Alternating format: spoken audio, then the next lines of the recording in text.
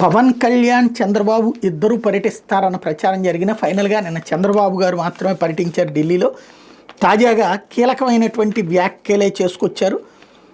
Delhi assembly ఎన్నికల్లో బీజేపీకి మద్దతుగా నిర్వహించిన ప్రచారంలో భాగంగా షాదార్పూర్ టీజీయూ కాలేజీ మైదానంలో నిర్వహించిన బహిరంగ సభలో తెలుగు వాళ్ళని ఉద్దేశించి మాట్లాడారు.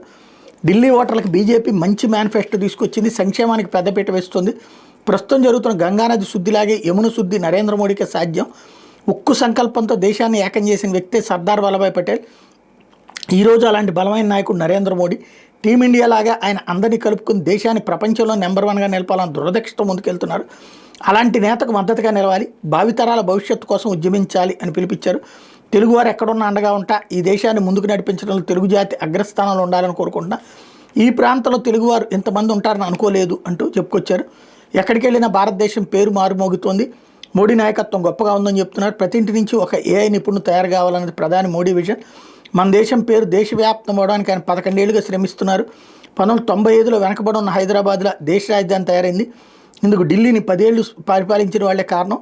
ఇంతకుముందే డబుల్ ఇంజిన్ సర్కార్ వచ్చి ఉంటే వాషింగ్టన్, న్యూయార్క్లో తలదండేలా తయారయ్యేది. ఇప్పుడు నగరానికి కాలుష్యం కమ్మేసింది. ఇలాంటి పరిస్థితుల్లో చాలామంది హైదరాబాద్, బెంగళూరు వలసలకు సిద్ధమవుతున్నారు. ఒకవైపు వాతావరణ కాలుష్యం, మరోవైపు రాజకీయ కాలుష్యం అలుముకుంది. అభివృద్ధి, రాజకీయాలు, మంచి జీవన ప్రమాణాలు రావాలంటే మళ్ళీ అందరూ బీజేపీని గెలిపించాలి, అప్పుడే ఢిల్లీ బాగుపడుతుందని పిలుపునిచ్చారు.